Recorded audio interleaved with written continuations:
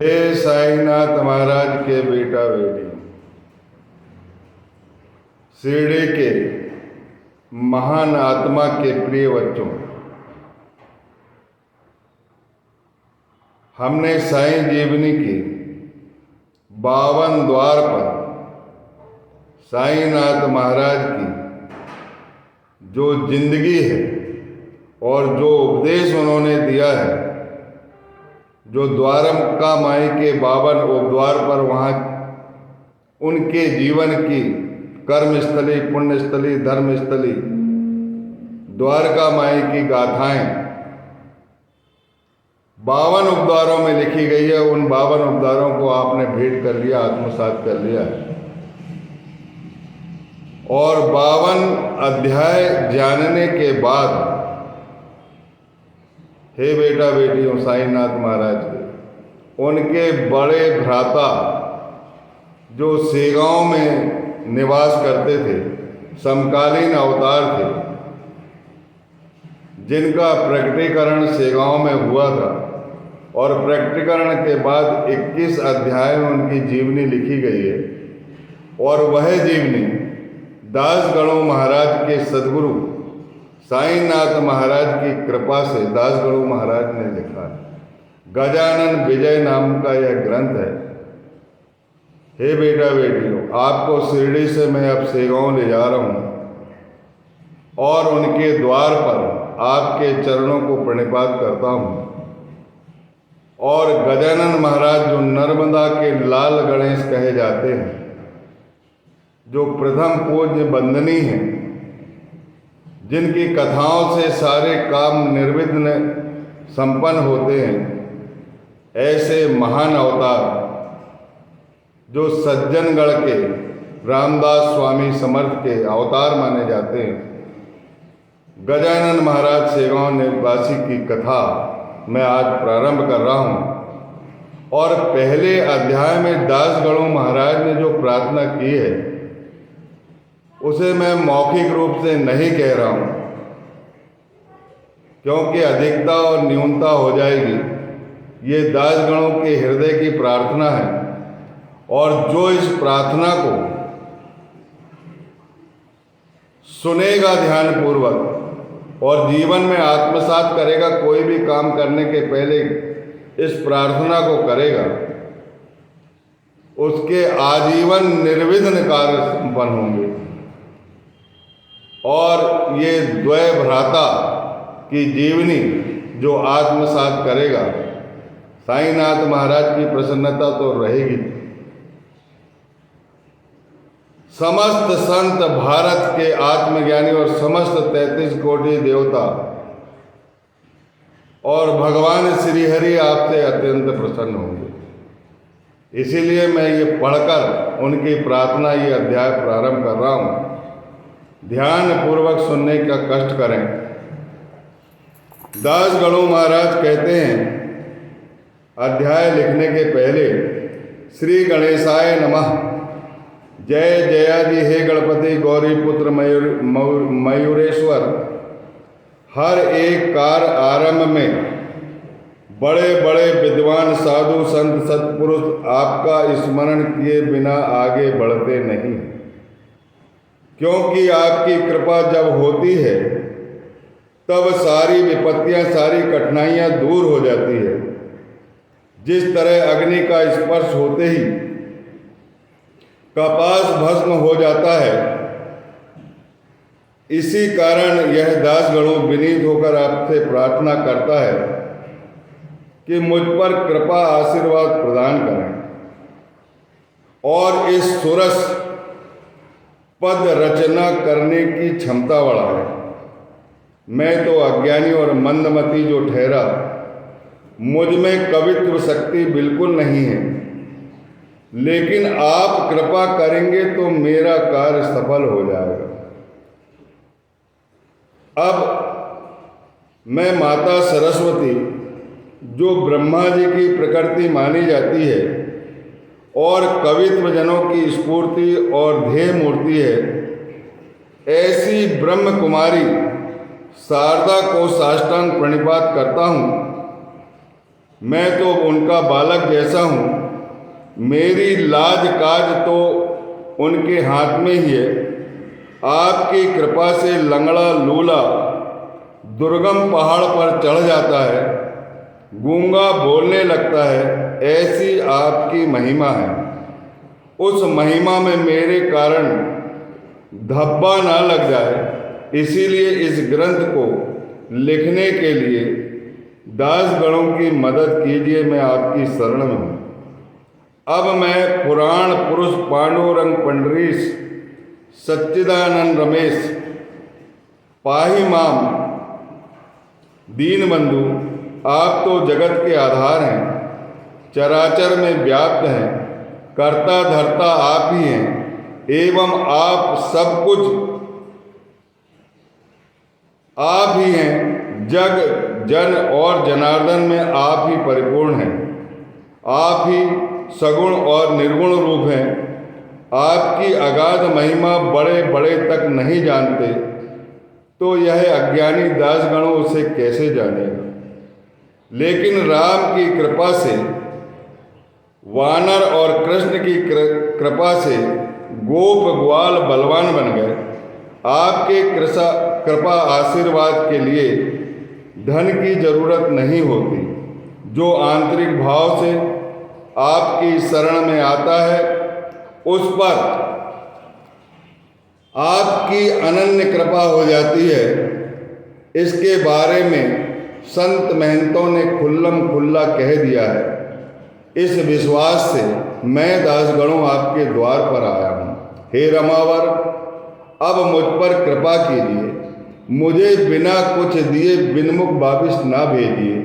हे पंडरी राय पांडुरंग, मुझ पर कृपा करके मैं जो यह संत चरित्र लिख रहा हूँ उसमें सहायभूत हो जाए, ताकि वह पूर्ण हो जाए। हे भव भवांतक भवानीवर नीलकंठ गंगाधर ओमकार स्वरूप त्र्यंबकेश्वर, आपके कृपा हस्त से मेरे ये सब काम हो जाएंगे। कृपया मेरे मस्तक पर आपका बृहद हस्त रख दो। आपकी कृपा होने से यमराज का भी भय नहीं लगता। पारस का स्पर्श होते ही लोहे खंड सोना बन जाता है। आपकी कृपा मानो पारस है और मैं दासगणों लोहे खंड हूँ। इसीलिए मुझ जैसे अबोध अनाड़ी बालक पर कृपा कीजिए। मुझे बिना कृपा के वापिस ना भेजिए। आप ही सब कुछ होने के नाते मुझ पर कृपा करना आपके लिए बाएं हाथ का खेल है। इसीलिए यह ग्रंथ सुगम और परिपूर्ण होने के लिए मेरी सहायता करें। हे कोल्हापुर वासिनी जगत माता जगदम्बा मेरी कुल देवी है। मैं आपकी शरण में हूँ। कार्य सफलता मिलने के लिए मैं आपके चरण पर बार बार नतमस्तक होता हूँ। हे दुर्गा भवानी अर्पणे, अम्बे माता दासगणों के माथे पर कृपा हस्त रखी। अब यह त्रिमूर्ति दत्तात्रेय को मैं वंदन करके प्रार्थना करता हूँ कि गजानन महाराज का यह चरित्र गायन करने के लिए मुझे स्फूर्ति दीजिए। सांडिल्य ऋषि, ऋषिवर, वशिष्ठ, गौतम, पाराशर और ज्ञान नाभि, दिनमणि, शंकराचार्य आदि को मेरे प्रणाम हैं। अब सभी संत महंतों से मैं सविनय प्रार्थना करता हूँ कि दासगणों से यह चरित्र लिखवा लीजिए। हे गहनीनाथ, निवृत्तिनाथ, ज्ञानेश्वर महाराज, तुकाराम महाराज, आप भवबंधन से मुक्ति दिलाने वाले हैं। हे समर्थ रामदास स्वामी, मेरे आपको बारंबार प्रणाम है। हे शिरडी के साईं बाबा पुण्यवंत मामन शास्त्री, मेरे सदगुरु महाराज, मुझको अभय दान दीजिए। सब संतों की जब कृपा हो जाए तो यह मेरा कार्य आसानी से सफल हो जाएगा। दासगणों तो आपका छोटा बालक है, जिससे मुंह ना फेरो। असली ममता ही बालक में बोलने के लिए क्षमता पैदा करती है। आपका और मेरा रिश्ता माता और पुत्र जैसा है। कलम से तो अक्षर लिखा तब जाता है जब उसके पीछे कोई लिखाने वाला होता है। कलम के पीछे सूत्रधार की जरूरत होती है। इसीलिए दासगणों महाराज प्रार्थना करता है, हे साधु संतों महंतों, आप मेरे सूत्रधार बन जाइए। श्रोतागण सजग और चित्त एकाग्र करके संत कथा का श्रवण कीजिए, जिससे आपका बहुत कल्याण होगा। संत महंत भूलोक के आंखों देखे परमेश्वर है, ऐसा कृष्ण भगवान ने भगवत गीता में कहा है। वैराग्य के सागर हैं और इस नश्वर दुनिया से मुक्ति दिलाने वाले सर्वोत्तम कीमियागर हैं। संतों की चरण रज लेने से और उनकी शरण में जाने से ही शरणागत का कल्याण होता है। संत चरित्र महिमा चित्त एकाग्र करके सुनिए। आज तक किसी संत ने किसी को भी धोखा नहीं दिया है। परमार्थ मार्ग में ज्ञानी संत महंत सच्चे साधक को सही पथ का मार्गदर्शन करते हैं, जिससे साधक का मानवीय जीवन धन्य हो जाता है। जिनका संतों पर नितांत विश्वास है, उनका तो साक्षात रुक्मणी कांत ऋणी रहता है। इसीलिए हे श्रोतागण, एकाग्र चित्त से गजानन चरित्र सुनिए। भारत में ही खासकर अनेक संत महंतों ने जन्म लिया है। यह सौभाग्य शायद ही किसी अन्य देश को मिला है। इसीलिए भारत भूमि का एक कालखंड ऐसा रहा है जब यहाँ सोने का धुआं निकलता था। इसकी वजह यही हो सकती है कि अनादि काल से ही संत चरण इस भूमि को लगातार पावन करते रहे हैं। नारद, ध्रुव, कयाधु कुमार, उद्धव, सुदामा, सुभद्राभर, महाबली, अंजनी कुमार, अजात शत्रु, धर्मराजा, साधक के कल्पतरु और अध्यात्म विद्या के मेरु पर्वत माने जाते हैं। ऐसे जगत गुरु शंकराचार्य जी का जन्म इसी भूमि में हुआ है। मध्वाचार्य, बल्वाचार्य, रामानुजाचार्य आदि सभी आचार्यों ने अध्यात्म क्षेत्र में इस भारत का मान बढ़ाया है।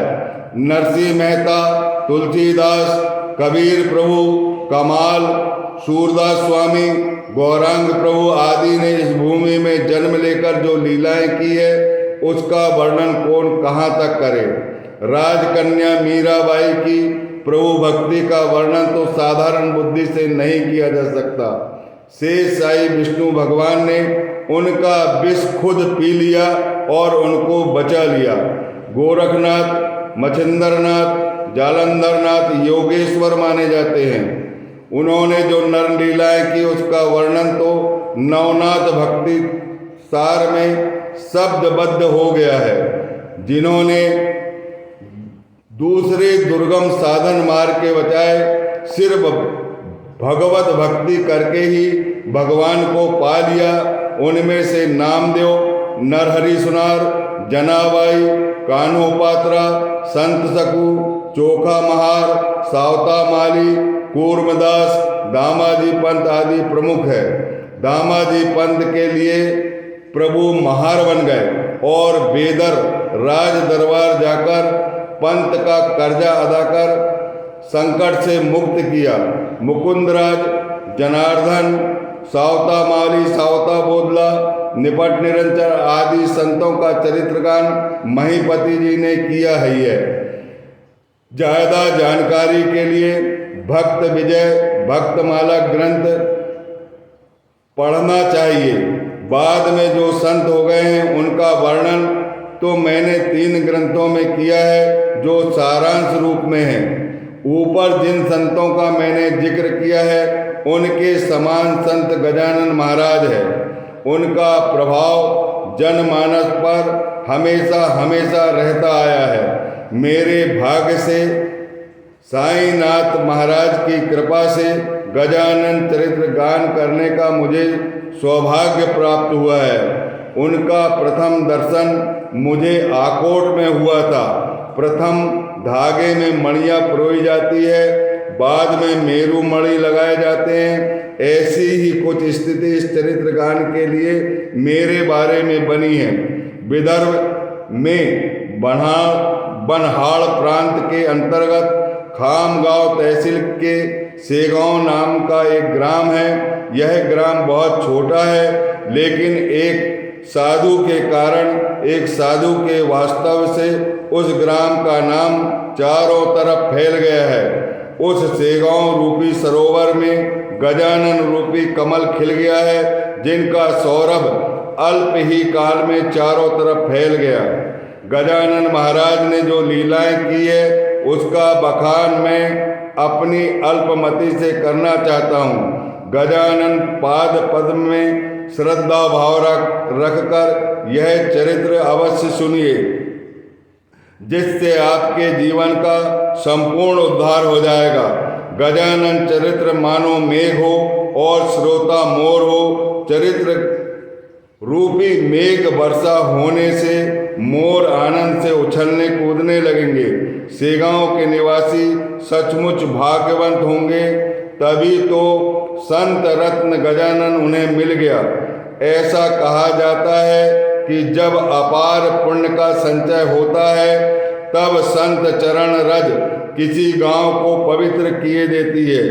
भगवान से भी उनका भक्त श्रेष्ठ माना जाता है, इसमें कोई शक नहीं है। कार्तिक मास में पंढरपुर में रामचंद्र पाटिल आए और उन्होंने गजानन महाराज का चरित्र लिखने के लिए मुझसे कहा। गजानन चरित्र गान करने की तमन्ना तो मुझ में बहुत दिनों से थी, लेकिन यह चरित्र लिखना है, उसका सहवास तो नितांत आवश्यक है, जो दुर्भाग्य से मुझे नहीं मिला। फिर भी ठीक अवसर प्राप्त होता है। सद्गुरु की कृपा होती है, प्रभु की कृपा होती है, उसके जरिए यह चरित्र लिखा गया। अब राम महाराज ने रामचंद्र पाटिल को भेजकर मेरी तमन्ना पूरी कर दी।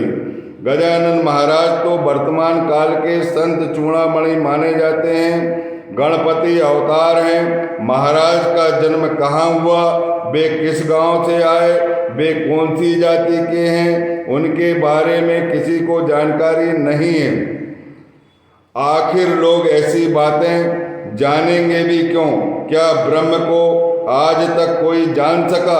असली हीरा तब नजर आता है जब देखने वाले सारी बातें भूलकर उसकी कांति पर मर मिटते हैं। गजानन महाराज के बारे में ऐसा ही हुआ। वे कौन थे, कहाँ से आए, आदि बातें कोई नहीं जानता। युवावस्था में गजानन महाराज माघ बग्घ सप्तमी के शक 1800 दिनांक 23/2/1878 में अचानक सेगांव में प्रकट हुए। उनका कहना है कि गजानन महाराज समर्थ रामदास स्वामी का मूल निवास स्थान जो सज्जनगढ़ है वहाँ से आए होंगे, ऐसा लोगों का मानना है। इन सब बातों की पुष्टि का कोई आधार नहीं मिला है, लेकिन इन सुनी हुई बातों का जरूर तथ्यांश रहता है।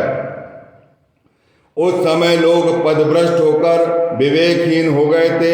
अनेक आपत्तियों से, संकटों से उनका मुकाबला करना पड़ता था।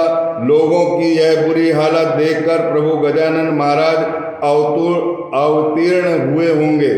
लोगों का उद्धार करने के लिए भगवान किसी भी रूप में इस धरती पर अवतरित होते हैं। गोरखनाथ ने बाहर फेंके हुए कचरे में जन्म लिया। कानिपनाथ का जन्म कान से हुआ। चांगदेव का जन्म नारायण की देह से हुआ। गजानन महाराज के अवतार के पीछे ही ऐसा रहस्य होगा। सिद्ध योगी में जो लक्षण दिखाई देते हैं वो सब गजानन महाराज में स्पष्ट दिखाई देते थे। उनकी अनुभूति, उनकी लीला से आगे चलकर पाठक स्वयं महसूस करेंगे। माघ बग्घ सप्तमी को संत गजानन महाराज सेगांव में आए, तब महाराज ने क्या लीला की उसका बयान मैं कर रहा हूँ।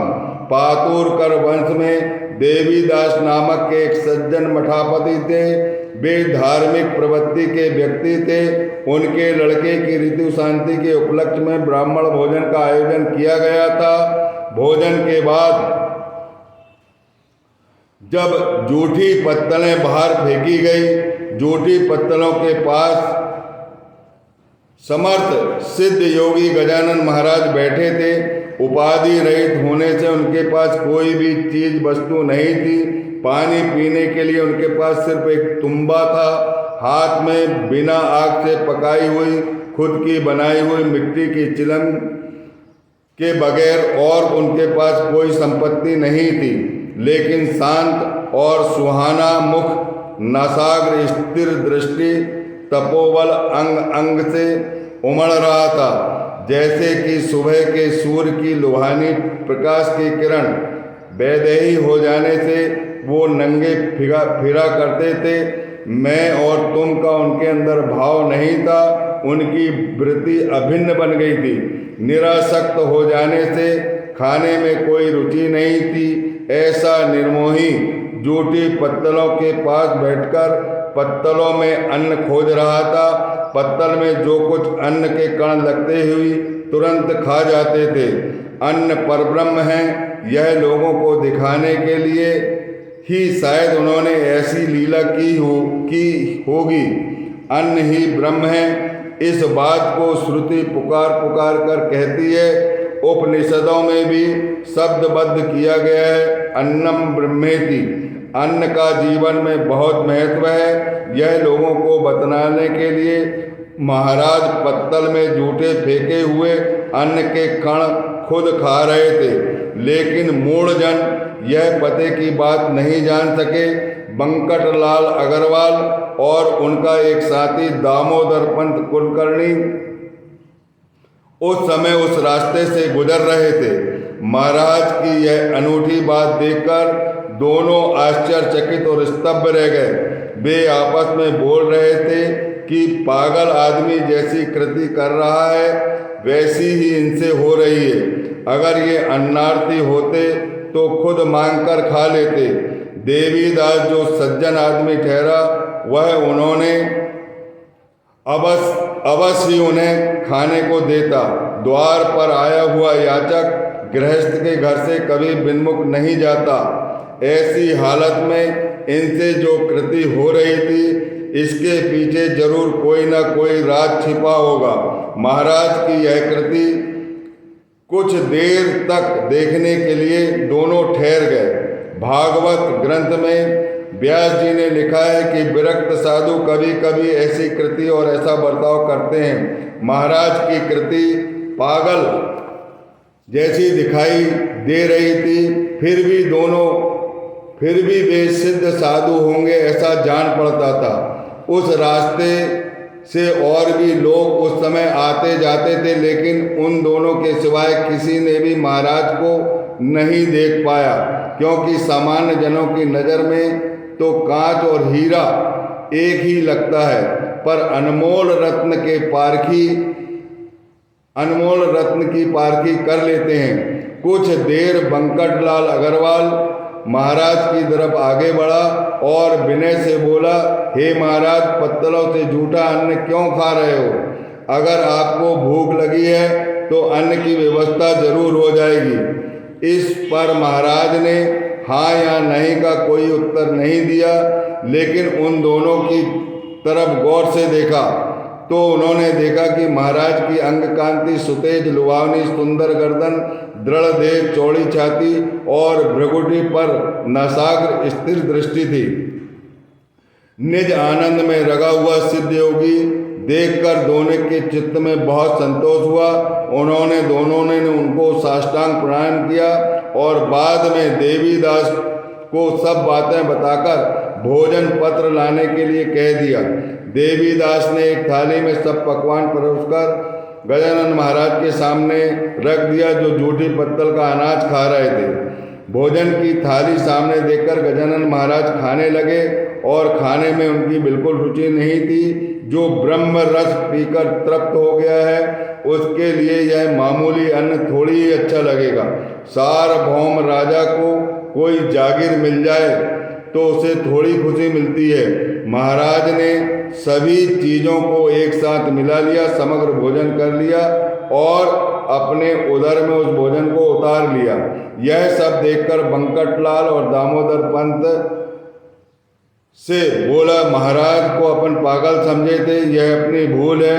कृष्ण भगिनी सुभद्रा के लिए कृष्ण सखा अर्जुन पागल होकर अंट संट बातें करने लगे थे, वैसे ही यह योगीराज मुक्ति रूपी सुभद्रा के लिए पागल बने होंगे। महाराज की पद धूलि से सचमुच अपना यह सेगांव धन्य हो गया है। सूरज माथे पर आने से वायुमंडल तप्त हो गया, इसीलिए गगन में विहार करने वाले पंछीगण छाए के लिए दोपहर में जाकर जा बैठे। ऐसी कड़ी धूप में महाराज बैठे हैं निज आनंद में, सचमुच मानो वे ब्रह्म जान पड़ते हैं। महाराज ने खाना तो खा लिया, लेकिन तूमा तो पानी से खाली है, यह दोनों जान गए। इसीलिए दामोदर ने महाराज से पूछा कि तूमे में पानी नहीं है, अगर आपकी इच्छा हो तो यह चाकर आपको पानी पीने के लिए ला देगा। यह शब्द सुनकर महाराज मुस्कुराए और बोले, मेरी बात सुनो, अगर आपको जरूरत है तो पानी लाके दो। एक ही ब्रह्म जगत में बसा हुआ है, मैं और तू का भेद नहीं है, लेकिन लौकिक जगत में देह धारण करने के लिए इन सब चीज़ों की जरूरत पड़ती है। अब अन्न खा लिया है तो पानी पीना अत्यंत आवश्यक है, इसीलिए आप चाहते हैं तो पानी का प्रबंध कीजिए। यह सुनते ही कुछ सेवा करने का मौका मिला, यह जानकर दोनों बड़े हर्षित हुए और बड़े उत्साह के साथ दामोदर पंत पानी लाने के लिए देवीदास के घर तरफ दौड़े। इधर महाराज ने कुएं के पास जानवरों का जूठा पानी पी लिया। इतने में पंत शुद्ध जल लाकर वहां पर बोले कि महाराज, जो पानी आपने पिया हुआ गंदा है, यह तो जानवरों के लिए इस्तेमाल करते हैं, वह ना पीजिएगा। मैं जो जल लाया हूँ वही जल पवित्र है, इसे पी लीजिए। यह बात सुनकर गजानन महाराज मुस्कुराकर बोले, ऐसी अव्यावहारिक बातें मुझसे ना कीजिए। ब्रह्म सारे जगत में विराजमान है, जो विश्व में व्याप्त है वहाँ शुद्ध और अशुद्ध का भाव नहीं होना चाहिए। पानी भी ईश्वर है और पीने वाला भी ईश्वर है, यह सब भगवान की लीला है। इसे सामान्य नर नारी नहीं जान सकते, इसीलिए भगवान की विश्व व्यापकता को समझने की कोशिश करो। महाराज की यह अमृतवाणी सुनकर और वैदेही वृत्ति देखकर दोनों मन ही मन अत्यंत प्रसन्न हुए और पुनः साष्टांग प्रणाम करे और महाराज वायु वेग से अंतर ध्यान हो गए। बोलिए गजानन महाराज की जय। जग प्रतिपालक, भक्त प्रतिपालक, सर्व समर्थ, सेगांव निवासी गुरु गजानन महाराज की जय। हे बेटा बेटियों, आज पढ़कर पहली बार मैंने ये कथा सुनाई। गजानन महाराज सेगांव में जूठे अन्न खाते हुए प्रकट हुए और दो आदमियों ने उन्हें देखा, उनकी अंग कांति देखा और सिद्धता देखी उनकी। उनको खाना लाके दिया तो उन्होंने वो भी खाना खाया और पानी लाने के लिए बोला तो उन्होंने भैंसों का जूठा पानी पी लिया और यह कहा कि पानी भी ब्रह्म है और पीने वाला भी ब्रह्म है, भेद दृष्टि ना रखो। यह मैं, वह तू, यह मेरा है, वह तुम्हारा है, इस भाव को नष्ट कर दो और अंतर ध्यान हो गए। अब अगली कथा मैं फिर दास गणों महाराज की प्रार्थना के साथ आपको बताऊंगा। जो इन कथाओं को सुनेगा उनका सर्व कल्याण होगा और निर्विघ्न उनके सारे काम संपन्न होंगे, क्योंकि आगे कथा में आएगा कि गजानन महाराज नर्मदा के लाल गणेश गणपति है और इस कथा को ध्यानपूर्वक सुने। कभी इस कथा के क्रम को मत छोड़ना।